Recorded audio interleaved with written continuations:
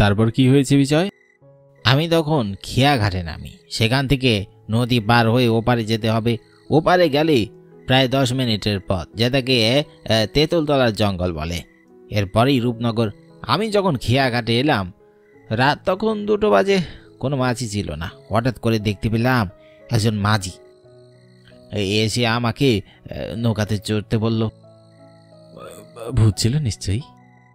দূর বেটা, আগে তো কাহিনী শোন। আমি নৌকাতে উঠে বসলাম। আমাকে ওই পারে নামিয়ে দিল। নৌকাতে প্রায় 20 মিনিট বসেছিলাম, কিন্তু অদ্ভুত ব্যাপার, মাঝি একটাও কথা বলল না। যাক, আমি নৌকা থেকে নেমে যাওয়ার পর মাঝি আমাকে বলল ওখান দিয়ে সাবধানে যেতে। তেঁতুল তলার জঙ্গল নাকি ভালো না, কিন্তু আমি বিশ্বাসই করিনি। তারপর কি হলো? তারপর আমি তেঁতুলের জঙ্গলের দিকে গেলাম। আমার কেমন যেন ভয় করতে লাগলো। কিছুক্ষণ এগোনোর পর হঠাৎ করে দেখতে পেলাম তেঁতুল তলার জঙ্গলে একটা গাছের নিচে একটা মেয়ে দাঁড়িয়ে আছে। মেয়ে? বলিস কি রে? অত রাতে ওখানে মেয়ে কি করবে? মেয়ে? আমিও তো অবাক হই, মেয়ে এলো কোত্থেকে? মেয়েটাকে দেখে কেমন অদ্ভুত লাগছিল। সে নতুন বউয়ের কাপড় পরা। মেয়েটা আমাকে বলল সে নাকি আমাকে এগিয়ে দেবে, এই জায়গাটা নাকি ভালো নয়। ফালতু কথা, অত রাতে কোনো মেয়ে কি সেজে দাঁড়িয়ে থাকবে নাকি ওখানে? আর কেন দাঁড়াবে? অযথাই বানোয়াট গল্প বলছিস। না আবির, একদম না। আমি এসব কথা ভাবছিলাম তোর মতো, কিন্তু আমি তাকে জিজ্ঞাসা করলাম আপনি এত রাতে এখানে? সে কোনো জবাব দিল না। দুজনে হাঁটতে থাকি। হঠাৎ করে মেয়েটা একটা অশরীরীতে রূপান্তরিত হলো। মেয়েটার চেহারা দেখে আমি ভয় পেয়ে যাই। তারপর হঠাৎ দেখি মেয়েটা আমাকে মারতে চলে আসে। আর দূরে দাঁড়িয়ে সেই মাঝিটা চিৎকার করে হাসছিল, বলছিল তাড়াতাড়ি বাড়তে। তার মানে ওই মাঝিটা আর মেয়েটা দুইজনই ভূত? দেখলি, আমি আগেই বলেছিলাম। আরে দূর, এসব ভূত টুত কিছুই হয় না, এগুলো সব মিথ্যে কথা। মিথ্যে নয়, সেদিনের পর থেকে আমি অনেক অসুস্থ ছিলাম। ভগবানের কৃপায় সে যাত্রায় আমি বেঁচে গেছি। তারপর থেকে কোনোদিন আমি রাত করে আর গ্রামে যাইনি। রাত করে গ্রামে গেলে তোকে মেরে ফেলবে, খেয়ে ফেলবে, এই তো। সত্যি বিশ্বাস করছিস না তুই আবির? এগুলো সত্যি। আর ওই তেঁতুল তলার জঙ্গলটা আসলেই অনেক ভয়ঙ্কর জায়গা। ওখানে আসলেই অনেক আজেবাজে কিছু আছে। গ্রামের অনেকের সাথে এগুলো ঘটেছে। আরে ধুর, এসব কিছুই নয়। তুই বিশ্বাস করিস না, ঠিক আছে, তাহলে একদিন রাত করে তুই ওখানে গিয়ে দেখা। তোর যদি এতই সাহস থাকে, যদি বিজয়ের কথা সত্যি হয় তাহলে তুই ওকে 5,000 টাকা দিবি। আর যদি তোর কথা সত্যি হয় তাহলে ও তোকে 5,000 টাকা দিবে। হবে নাকি বাজি? হ্যাঁ গেলাম, ওকে ফাইন, আমি রাজি। আমি রওনা দেব। আর কাল সকালে ফেরত এসে তোদেরকে দেখিয়ে দেব যে আমি বেঁচে ফিরেছি। 5,000 টাকা রেডি রাখিস। আবির, ভেবে নে, আবারও বলছি। আমাকে তুই ভীতু পেয়েছিস নাকি? আমি তো একবারই বললাম এসব আমি বিশ্বাস করি না, যতক্ষণ না নিজের চোখে দেখব। আচ্ছা চল ভাই, আমি রওনা দিচ্ছি। সোজা কিন্তু আঙ্কেল আন্টির কাছে যাবই, আমি বলে দিলাম। হ্যাঁ, কোনো সমস্যা নেই, বাবা মাকে আমার কথা বললেই হবে। ওকে, ঠিক আছে। এতক্ষণ ভার্সিটির হোস্টেলের মাঠে বসে বিজয়, আবির আর অর্জুন গল্প করছিল। ওরা তিনজনই এই হোস্টেলের ছাত্র। বিজয় ওদেরকে তার সাথে ঘটে যাওয়া রূপনগর গ্রামের তেঁতুলতলার জঙ্গলের ভয়ঙ্কর অভিজ্ঞতা শোনাচ্ছিল, কিন্তু আবির সেটা কিছুতেই বিশ্বাস করছিল না। আর ভূত নেই সেটা প্রমাণ করতে আবিরও তাই রওনা দিল তেঁতুলতলার জঙ্গলের উদ্দেশ্যে।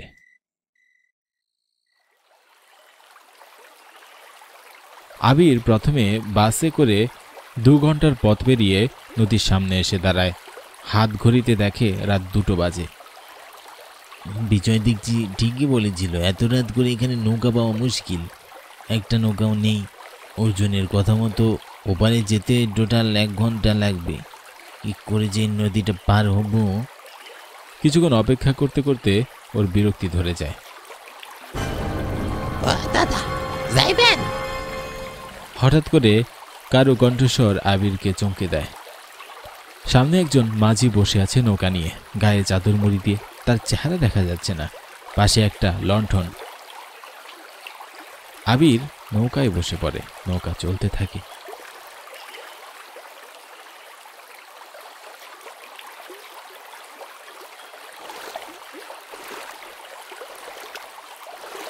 যাক বাবা, বাঁচলাম।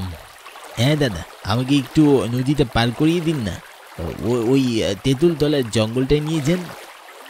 তেঁতুল তলার জঙ্গলে আপনি কি কামে যাইবেন দাদা? আসলে জঙ্গলে কোনো কাজ নেই, তবে জঙ্গলটা পেরিয়ে আমাকে রূপনগর যেতে হবে দাদা। কিন্তু ওই জঙ্গলটা তো ভালো নয় দাদা। তেঁতুল তলার জঙ্গলে একটা মাইয়া রাতটা কইরা বেড়ায়। রাত কইরে ওইখানে কেউ গেলে তারে মাইরা ফেলে। আরে দাদা, আপনি যাবেন কিনা যেতে বলুন, এগুলো সব ভুয়া কথা, এইসব আমি বিশ্বাস করি না। আপনি বিশ্বাস করেন না? না, একদম বিশ্বাস করি না। যদি নিজের চোখে দেখেন। সেটা না হয় পরে দেখা যাবে, কিন্তু আপনি নৌকা চালান দাদা, আমাকে তাড়াতাড়ি যেতে হবে। ঠিক আছে।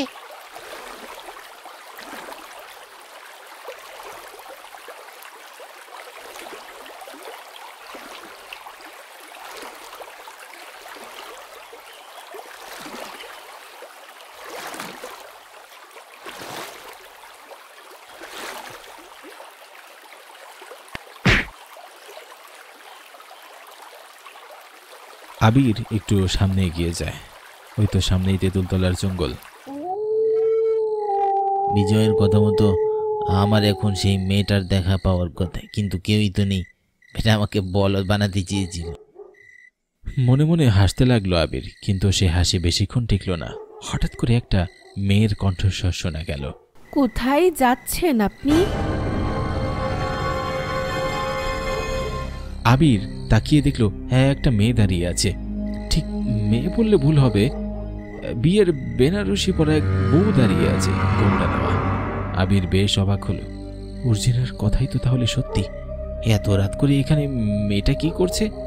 পরক্ষণেই ভাবে হয়তো মেয়েটার বাড়ি এখানে আশেপাশে কোথাও। তবু আমতা আমতা করে সে জিজ্ঞাসা করে, আমি রূপনগরে যাব, আপনি গিয়ে? আমাকে আপনি চিনবেন না, আসুন আপনাকে এগিয়ে দেই। কোথায় গিয়ে দিবেন আর কেন? আসলে এই জায়গাটা ভালো না। এখানে একটা মেয়ে রাত করে ঘুরে বেড়ায়, কাউকে একা পেলে মেরে ফেলে। কি বলেন? আপনিও এইসবে বিশ্বাস করেন? বিশ্বাস না করার কি আছে? আপনি করেন না? না, একটু করি না। আপনারা গ্রামের লোকেরা এমনিতেই বিতু, এসব কিচ্ছু হয় না, এসব মনের ভুল। যদি আপনি নিজের চোখে দেখেন তাহলে বিশ্বাস করবেন? বিশ্বাস করব, তবে এমন কিছু ঘটবে না। সায়েন্স বলে ভূত বলে কিছু হয় না। আপনি তাহলে সায়েন্সের স্টুডেন্ট? তাহলে দেখুন তো এবার বিশ্বাস করেন কিনা। এই বলে মেয়েটার ঘোমটা খুলে যায়। চিৎকার করতে গিয়েও আবিরের মুখ দিয়ে কোনো চিৎকার বের হয় না, কারণ তেঁতুলতলার জঙ্গলে যে মেয়েটা দাঁড়িয়ে আছে সেই মেয়েটা কোনো মানুষ নয়, একটা অশরীরী। কিন্তু তখনও তার মুখ বইয়ের মতন সাজ হয়ে আছে। এবার বিশ্বাস করেছেন? কে কে আপনি? আমি মালিনী। আপনি আমার কাছে কি চান? প্রতিশোধ। আমি আপনার কি ক্ষতি করেছি? তুই ক্ষতি করিসনি, গোটা মানব জাতি আমার ক্ষতি করেছে। মানব জাতি অকৃতজ্ঞ। মানে কি হয়েছে আপনার সাথে? আরো 7 বছর আগে আমি আর আমার নতুন বর মিলে এই নদীর পার হয়ে প্রথমবারের মতো শ্বশুর বাড়ি ফিরছিলাম।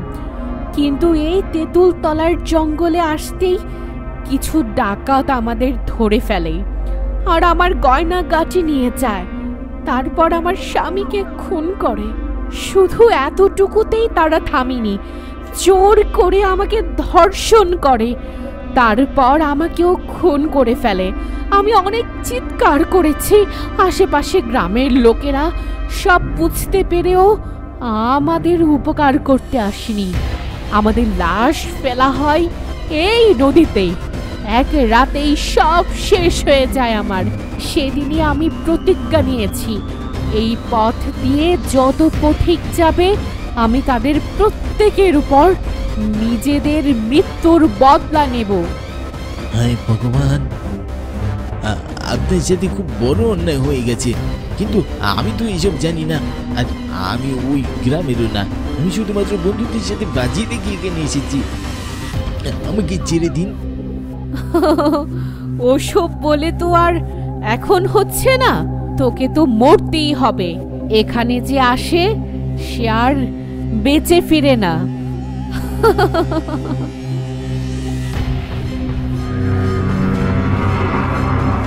তাড়াতাড়ি করো মা জাননী, সকাল হয়ে আসতেছে, লোকজন চলে আসবে, এটাকে এখানেই মারতে হবে।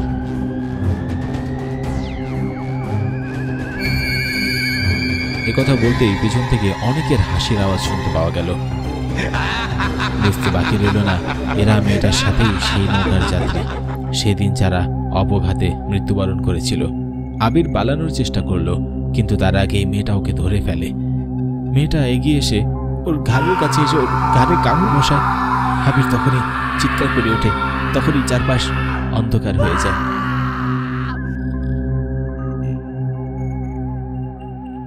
আমি বেঁচে আছি, বেঁচে আছি। আপনারা ওকে কোথায় পেলেন? সকালবেলা তোমাকে ওই তেঁতুলতলার জঙ্গলে আমাদের নিমাই পড়ে থাকতে দেখেছিল, ওই তোমাকে নিয়ে এসেছে। আর গত রাতে বিজয় আমাদেরকে ফোন করেছিল। তুমি যে কেন আসলে? তোমাকে তো আসতে বারবার নিষেধ করা হয়েছিল। এখন ঠিক আছো? আন্টি, আমি আসলে বিশ্বাস করতাম না, কিন্তু এখন আমি বিশ্বাস করি। ঠিক আছে বাবা, রেস্ট করো। তোমার ঘাড়ে চোট ছিল, ব্যান্ডেজ করেছি, এখন আর সমস্যা নেই। অশেষ কৃপা, আমি এখনই ঢাকা চলে যাব। কি বলো? তোমার শরীর অসুস্থ, এখানে তোমার কোনো অযত্ন হবে না। তুমি নিশ্চিন্তে থাকতে পারো, সুস্থ হলেই যেও। না না আন্টি, আমি চলে যাব। আবিরকে অনেক করে বলেন ওনারা, কিন্তু সেখানে আর এক মুহূর্ত আবির থাকতে চাইল না, থাকার সাহসও নেই। এই অভিশপ্ত গ্রাম আর জঙ্গল থেকে তাকে যত দ্রুত সম্ভব বেরোতে হবে। সেদিনই হোস্টেলে ফিরে আসে আবির।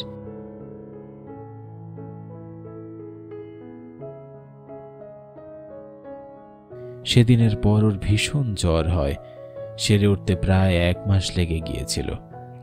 তারপর থেকে আর কোনোদিনই আবিরের মুখে শোনা যায়নি ভূত নেই, কারণ তেঁতুলতলার জঙ্গলই সেটার সব থেকে বড় প্রমাণ। নিজের চোখে দেখা এমন জ্বলন্ত প্রমাণ সে কি করে অস্বীকার করবে?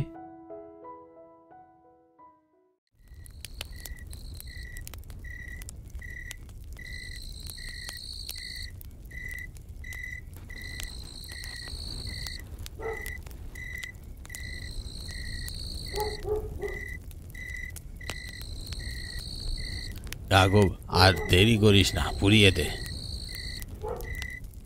তবে কর্তামশাই, আজ সন্ধ্যায় তো দেখলাম বৌদি বেশ তরতাজা মানুষ, এসে খেলে বেড়াচ্ছে সব জায়গায়। হুট করে কি হলো? তুই তো ছোট মানুষ, অত প্যাচ বুঝবি না। এই নষ্টা মেয়েকে আর সহ্য হচ্ছে না, এখনই পুড়িয়ে দে। চরিত্রহীন মেয়ে একটা, কজনের সাথে কি করেছে কে জানে।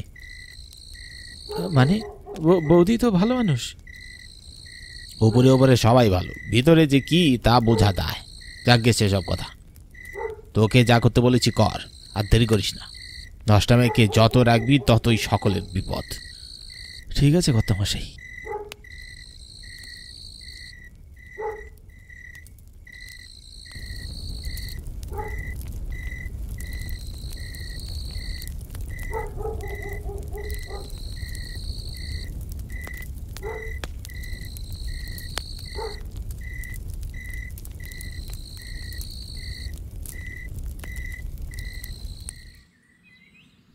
শিখা জমিদার বাড়ির একমাত্র পুত্রবধূ ছিল। জমিদার রামমোহনের একমাত্র সন্তান কেশবের স্ত্রী শিখা। আর এই জমিদার বাড়ির গিন্নি সীতাবতী তিনি মারা যান বছর কয়েক আগেই। এরপর থেকেই জমিদার রামমোহন আর কেশব একাই পুরো বালি মিলে থাকতেন। তবে বেশ কিছুদিন পর কেশবও তার ইচ্ছায় শিখাকে পছন্দ করে বিয়ে করে ফেলে, আর বিয়ের পরপরই কেশব চলে যায় বিদেশে। শিখার আর স্বামীর মুখ কপালে বেশি দিন চটে না। এরপর থেকে শ্বশুর বৌমা একা থাকতেন জমিদার বাড়ি জুড়ে, আর বাড়ির কাজের লোকেরা থাকতেন জমিদার বাড়ির একটি ছোট্ট ঘরে। তবে আজ হঠাৎ শিখার মৃত্যু হয়। কিভাবে সে মারা গিয়েছে কেউ কিচ্ছুটি টের পায় না।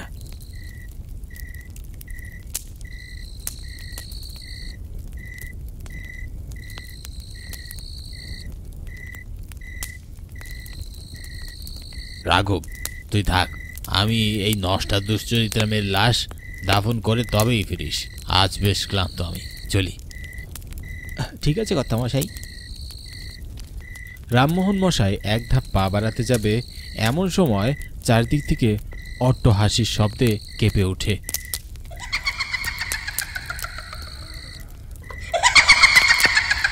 এ যেন কোনো ভয়ঙ্কর অশরীরীর হাসি। চারিদিক তৎক্ষণাৎ গাঢ় অন্ধকার হয়ে যায়। হঠাৎ আবারও চমকে দিয়ে আকাশে বাজ পড়ে। বিজলির ঝটকানিতে দিনের আলোর মতো সবকিছু পরিষ্কার হয়ে ওঠে সেকেন্ডেই, যেন আবারও আধারে ছেয়ে যায়। রামমোহন মশাই আর রাঘবের বুকের ভিতর দিয়ে যেন ঝড় বয়ে গেল। দুজনেই থমকে দাঁড়িয়ে আছে। কারো মুখে যেন কোনো কথা বা কোনো আওয়াজ নেই। দুজনেই একেবারে নিশ্চুপ। তাদের ভয়ে যেন হাত পা কাঁপতে শুরু করেছে।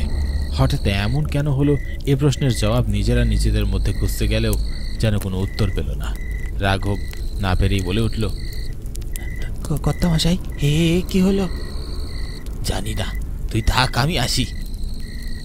রামমোহন মশাই কিছুটা অপ্রস্তুত হয়ে তড়িঘড়ি করে সেখান থেকে পালিয়ে আসতে লাগলো। তবে তার এই হঠাৎ অদ্ভুত আচরণে রাঘব বেশ ঘাবড়ে যায়। সে আর কিছু বলে না। অন্যদিকে রামমোহনও তার কোনো উত্তরের অপেক্ষায় থাকে না। সে পা চালিয়ে সেখান থেকে রওনা হয়।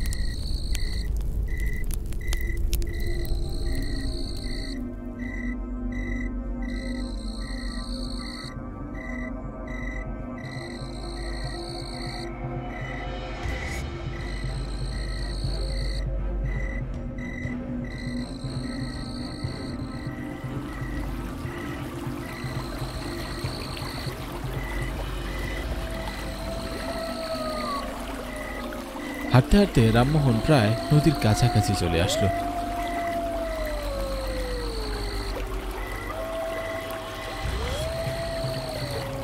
কিন্তু এখনো যেন তার ভয় সে কাটিয়ে উঠতে পারেনি। মুখ বেশ ফ্যাকাশে হয়ে রয়েছে। কিছু একটার ভয় যেন রামমোহন বারবার পালাতে চাইছে।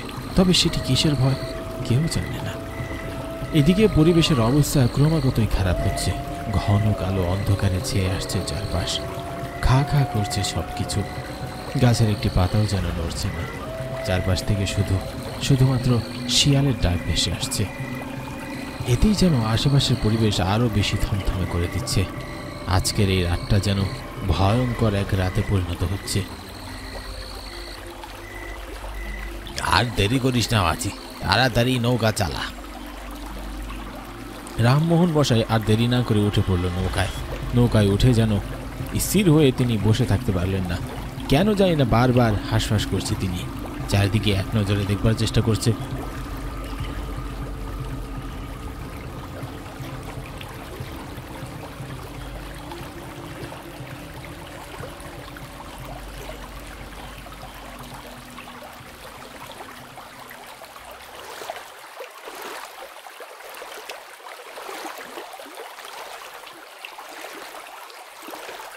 নদীর মাঝে আসতেই যেন আরো বেশি নিস্তব্ধতায় ঢুকে পড়ল। আরো বেশি ভয় করতে লাগলো। বুকের ভিতরটায় যেন বারবার মোচড় দিয়ে উঠতে লাগলো। কিন্তু বেশ অনেকক্ষণ হয়ে গেলেও তারপরেও যেন পারে এসে পৌঁছাতে পারল না। সেই যেন এক জায়গাতেই আটকে রইল। 10 মিনিটের পথ যেন ঘন্টা পেরিয়ে গেল। বেশ অবাক লাগছিল তার। নৌকা তো তার নিজ গতিতেই চলছে, তবু কেন পথ বেরোচ্ছে না? তবে কি হচ্ছে তার সাথে? সে কৌতূহলবশত বলেই ফেলল, আর কি গো মাছি, এত দেরি হচ্ছে কেন? তাড়াতাড়ি বইটা চালাও, বেশ অনেকক্ষণ ধরেই তো বসে আছি। আর সময় নেই আমার, আমি এখন চললাম। মানে? আমার সময় শেষ, আমার এখন চলে যেতে হবে। এই নদীর মাঝ বরাবর এসে কোথায় যাবে? সেই তো তোমাকে আমাকে পার করেই যেতে হবে নাকি? নয়তো উড়ে উড়ে যাবে নাকি? হঠাৎ করেই একটি বিকট হাসি দিয়ে মাঝি উধাও হয়ে গেল। সাথে সাথে রামমোহন উঠে দাঁড়িয়ে খুঁজতে লাগলো, কিন্তু কোথাও নেই। কোথায় যে মিলিয়ে গেল কিছু দেখা গেল না। হঠাৎ তার হাত পা যেন থরথর করে কাঁপতে লাগলো। এ দৃশ্য যেন তিনি তার চোখে বিশ্বাসই করতে পারলেন না। আজ তো একটা জলজ্যান্ত মানুষ এভাবে উধাও হয়ে গেল কি করে? চোখ দুটো বড় বড় করে তাকিয়ে রইল এক দৃষ্টিতে নদীর পারে।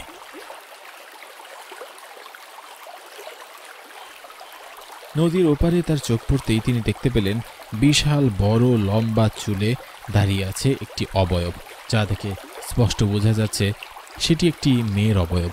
কিন্তু এত রাতে একটি মেয়ে নদীর পাড়ে কি করছে? রামমোহন মশাইয়ের জন্য ভয় বেড়েই চলেছে, কিছুতেই কমছে না। বুকের ভেতরটা তার মোচড় দিয়ে উঠছে বারবার। সবকিছুতেই তিনি এক ভয় দেখতে পাচ্ছেন। তার হাত পা থরথরিয়ে কাঁপছে, গলা থেকে কোনো স্বর বের হচ্ছে না, গলা যেন শুকিয়ে আসছে। এদিকে নৌকা যেন একা একাই চলছে, কেউ তাকে নিয়ন্ত্রণ করার নেই, তাই একাই বয়ে চলেছে। রামমোহন মশাইয়ের তেমন শক্তি নেই যে বইটা চালিয়ে নৌকার হাল ধরবে। তিনি আপাত দৃষ্টিতে এক মনে তাকিয়ে রয়েছে নদীর ওপারে। হঠাৎ নৌকাটি নদীর পাড়ে এসে থামল, যেন কেউ নৌকাটির হাল ধরে এই পথে নিয়ে এসেছে। রামমোহন মশাই বেশ স্বস্তি পেল পাড়ে এসে। সে আর এক মুহূর্ত দেরি করল না, সাথে সাথে নেমে পড়ল পাড়ে। তারপর আর কোনো দিকে না তাকিয়ে সামনের দিকে হাঁটতে লাগলো। তবে এটি যেন তার বাড়ির রাস্তার পথ নয়, বড় চেনা চেনা রাস্তাটি, কিন্তু চিনে উঠতে পারছে না ঠিক মতো। বেশ আনমনে হয়ে এক ধাপ দু ধাপ করে সে পা ফেলছে সামনের দিকে। হাঁটতে হাঁটতে সে দেখল সে আবারও সেই পাথর ঠুকি শ্মশানে এসে পড়েছে। কিন্তু এ কি করে সম্ভব? সে তো একটু আগেই নদীর ওপার থেকে আসলো, নদীর ওপারেই পাথর ঠুকির শ্মশান। কিন্তু নদীর এপাশে এসেও পাথর ঠুকির শ্মশান, তবে দুপাশে কি পাথর ঠুকির শ্মশান হলো? এইসব মাথায় আসতেই যেন রামমোহনের পা জোড়া থমকে যায়, চোখ দুটো আবারও বড় বড় হয়ে যায়, হাত পা সহ পুরো শরীর যেন ঠান্ডা হয়ে যেতে লাগে। বুকের ভিতরটায় অন্যরকম এক যন্ত্রণা হতে লাগলো। এ কি হচ্ছে, এ কি হচ্ছে আমার সাথে? সে মনে মনে একা একাই সব বলতে লাগলো, কিন্তু তার এ কথা যেন কারো শোনার নেই। একা সেই পাথরটুকি শ্মশানের ভিতরে রয়েছে, আশেপাশে কেউ নেই, এমনকি রাঘবও নেই। রাতও বেশ গভীর হচ্ছে। এই গভীর রাত যেন তাকে গ্রাস করে ফেলছে। হঠাৎ সে অনুভব করলো সে আর একা নেই, আশেপাশে কারো আগমন ঘটছে। কিন্তু কার আগমনে পুরো পরিবেশ তো ভারী হয়ে গেল।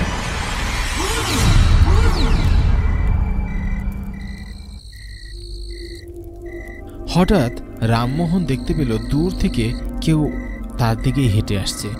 পুরো চোখ মুখ তার লাল বর্ণের, শরীরে হাজারো ক্ষতের চিহ্ন। দেখে মনে হচ্ছে যেন কেউ অপহরণ করেছে। এসব মনে হতেই যেন তার দম বন্ধ হতে লাগলো, শ্বাস প্রশ্বাস যেন কিছুতেই আর সে ফেলতে পারছিল না। এদিকে এক ধাপ করে তার সেই ভয়ঙ্কর রূপের মেয়েটিও তার দিকে এগিয়ে আসছে। কাছে আসতেই দেখে মেয়েটি আর কেউ নয়, শিখা। শিখা, শিখা।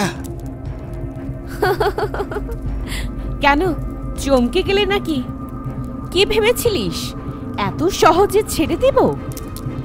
তুই জীবন তো আছিস কি করে? ওই দেখ তোর লাশ পড়ছে।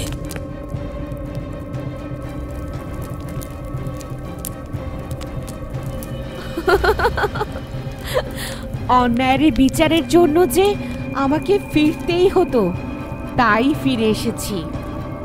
কি কিসের অন্যায়? কে করেছে? তুই সব অন্যায় করেছিস, আমি না। খবরদার, আর একবার বলবি তো তোর ঘাড় মটকাবো আমি। কেন, আমি কি তোকে বলেছিলাম আয় আমার ঘরে? তুই নিজে এসেছিস, কাজের লোকেরাও ছিল না ওই মুহূর্তে। এ সুযোগ তুই হাতছাড়া করিসনি। দিনের পর দিন এভাবে তুই আমার উপর চালিয়েছিস অত্যাচার। ভয়ে কিচ্ছুটি বলিনি, এমনকি কেশবকেও তোর অপকর্মের কথা বলিনি। সে কবেই আমাকে একা রেখে গেল তোর মতো পশুর কাছে। কিন্তু তুই কি করলি? তুই আমার বাবার বয়সী হয়ে মেয়ের সাথে এমন কিভাবে করলি? আর যখন সহ্য করতে না পেরে তোকে হুমকি দিলাম, সবাইকে বলে দিব, তখন তুই হয়ে উঠলি আরো হিংস্র। নিজের দোষ লোকাতে, নিজের ছেলের কাছে ভালো থাকতে তুই আমাকে নষ্টা বলে পরিচয় দিলি। এরপর নিজেই মেরে ফেললি আমাকে। তারপর সবাইকে বলছিস আমি দোষী, আমি চরিত্রহীন? আমার মতো অনাথ অসহায় মেয়েকে তোর ছেলে ঠাঁই দিয়েছিল, রাজ রানীর মতো করে রেখেছিল, আর তার বাবা হয়ে তুই কিনা পশুর চেয়েও অধম। আমার কষ্ট আমি কাকে বলবো? আজ তোকে মেরেই ফেলবো, সব কষ্ট আজ লাঘব করব। ছেড়ে দে আমায়, মারিস না, আমি আর করবো না এসব, ভুল হয়ে গেছে। হঠাৎ ঘাড়ে একটি স্পর্শ পেয়ে রামমোহন মশাই পিছনে তাকিয়ে দেখে রাঘবের চেহারা বিভৎস হয়ে রয়েছে। তার মাটি থেকে যেন পাই সরে গেল। ঠিক সে সময় রাঘব বলে উঠল, বিনা দোষে আবার এই হাজরা দিয়ে বৌদিকে বুঝিয়েছি, সেজন্য বৌদি আমাকেও মেরে ফেললো। কিন্তু আমার কি দোষ ছিল? তোর পাপের ঘরা পূর্ণ হয়েছে, তোর পাপে আমি পাপী হয়ে গেছি। এখন আমি মুক্ত, তুই মরবি, আমি আর বৌদি তোকে আর বাঁচতে দেব না। তোর সময় শেষ রামমোহন, শেষ। আমাকে আর মারিস না, আমাকে মারিস না, ও ভুল হয়েছে, ছেড়ে দে, ছেড়ে দাও, আর এমন করবো না। এ কথা যেন তাদের কানে পৌঁছল না। রাঘব আর শিখা এগিয়ে আসতে থাকে রামমোহনের দিকে। তারপর তারা দুজনে মিলে সেখানেই তার গলা চেপে ধরে। তাদের হাতের চাপে তার শ্বাস প্রশ্বাস বন্ধ হয়ে যায়। আস্তে আস্তে তার শরীরও নিস্তেজ হয়ে পড়ে। পরদিন সকাল হতেই পানিতে ভেসে উঠল রামমোহনের মৃতদেহ। এতে যেন পাপের বিনাশ ঘটল।